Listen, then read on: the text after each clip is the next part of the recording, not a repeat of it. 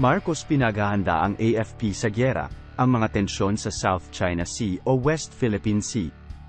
Ang South China Sea o West Philippine Sea ay naging isang sentro ng tensyon sa hepolitika sa buong mundo, at ang kamakailang banggaan sa pagitan ng isang barko ng Pilipinas at China ay nagpataas pa sa mga tensyon. Ang pangyayaring ito, kasabay ng panawagan ni Pangulong Ferdinand Bongbong Marcos Jr., para sa militar na paghahanda at ang matigas na babala ni Pangulong Joe Biden sa China, ay may isang kritikal na tanong. Nasa bingit ba tayo ng isang mas malawak na tunggalian? Upang malutas ang ganitong komplikadong sitwasyon, mahalaga na suriin ang magkakabit-kabit na mga layer ng hepolitika, ekonomiya, at seguridad sa cyber. Bago ang lahat mga ka-IQ, sana ay nag-subscribe na kayo para mas lumaki pa ang ating community. Mag-leave din ng comment at paki-share nyo din ito sa mga friends nyo. Mag-usap tayo sa comment section, isang banggaan na may malawak na epekto. Simulan natin sa pangyayari sa Ayungin Shoal.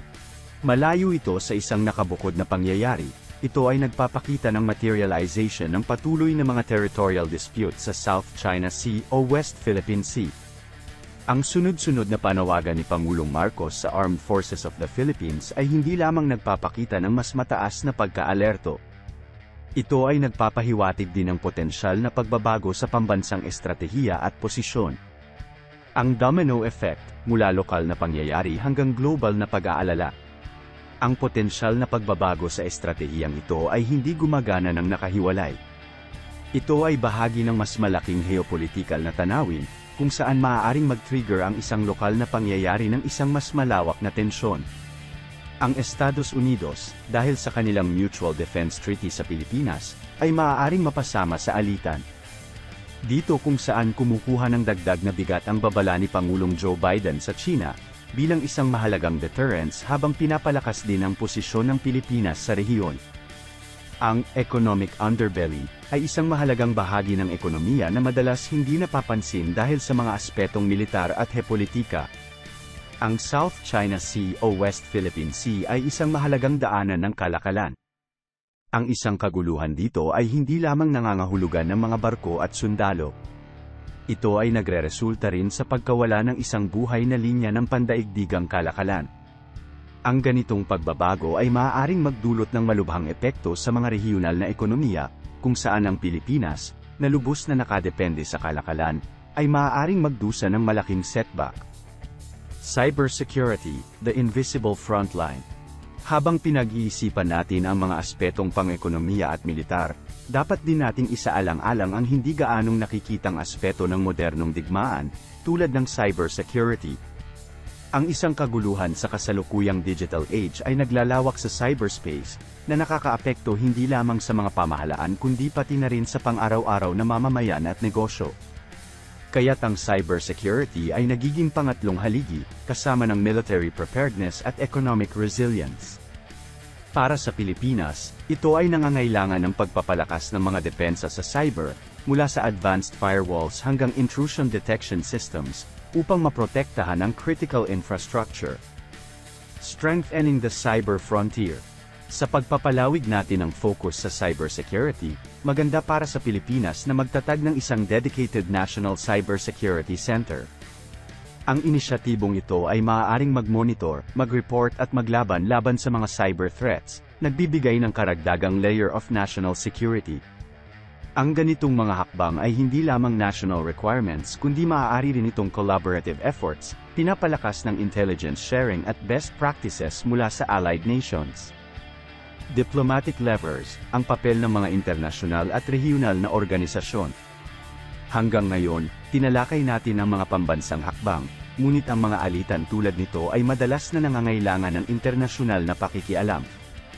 Ang mga organisasyon tulad ng United Nations ay maaaring magbigay ng serbisyo sa pagpapamagitan, bagaman minsan ay kinukwestiyon ang kanilang epektibong pagganap. Dito papasok ang papel ng mga regional na alyansa. Halimbawa, ang ASEAN ay maaaring mag-acting bilang isang kolektibong mediator, na nagtataguyod ng kanilang diplomatic clout upang mag-umpisa ng peace talks at magproposa ng isang regional maritime code. Ang epekto ng babala ni Biden sa diplomasya. Habang bumabalik tayo sa internasyonal na dynamics, mahalaga na suriin muli ang epekto ng babala ni Biden. Sa tulong ng geopolitical na shield na ito, maaaring mag-explore ang Pilipinas ng mga bagong diplomatic channels, marahil sa pamamagitan ng paggamit ng mga organisasyon tulad ng ASEAN o kahit na ang United Nations upang magbukas ng dialogue sa China. Ang ganitong posisyon ay maaaring magsilbing catalyst para sa diplomatic resolution, nag-aalok ng isang mapayapang alternatibo sa military escalation. Ang wild cards, iba pang internasyonal na players. Sa ganitong komplikadong web, iba pang internasyonal na players tulad ng European Union at Russia ay maaaring magpabago sa sitwasyon. Ang kanilang pakikilahok ay maaaring magpataas o magbukas ng mga bagong daan para sa kapayapaan, depende sa mga papel na kanilang pipiliin. Ang aming conclusion. Ang sitwasyon sa West Philippine Sea ay isang komplikadong tapestry ng hepolitika, ekonomiya, at cybersecurity.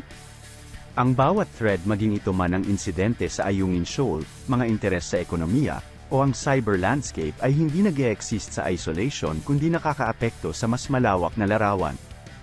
Sa ganitong volatile na konteksto, ang interplay ng mga pambansang estratehiya, internasyonal na alyansa, at modernong digmaan ay bumubuo ng isang imperative para sa isang balanced, multifaceted approach.